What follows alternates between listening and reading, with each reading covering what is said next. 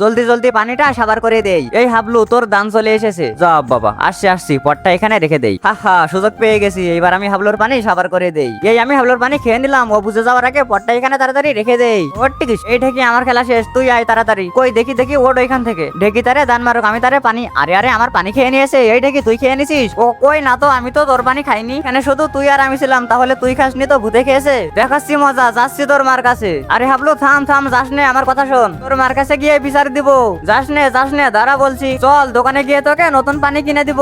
এই পটের মতো না হলে কিন্তু নিব না। দোকানদার, ঠান্ডা পানি দাও তো। আরে ঢেকি, ঠান্ডা পানি তো ভরিয়ে গেছে, তুই বরং অন্য কিছু নে। তাহলে আমাকে একটা চাটনি, ললিপপ আর ঝালমুড়ি দেন। হাবলুর বাচ্চা, শুধু পানি নেওয়ার বদলে এত কিছু নেওয়ার সাহস কে দিয়েছে তোর? আব্বে বেশি কথা বলিস না, তোর খাবার আমি নিব না, যাচ্ছি তোর মার কাছে আমি। আরে না রাগ করিস না। ও দোকানদার, তাড়াতাড়ি দাও না কেন? আচ্ছা ঠিক আছে, দিচ্ছি। বন্ধুরা, তোমরা যদি এই খাবারগুলো খেতে চাও তাহলে ভিডিওতে একটা লাইক দিয়ে চ্যানেলটা সাবস্ক্রাইব করে দিও।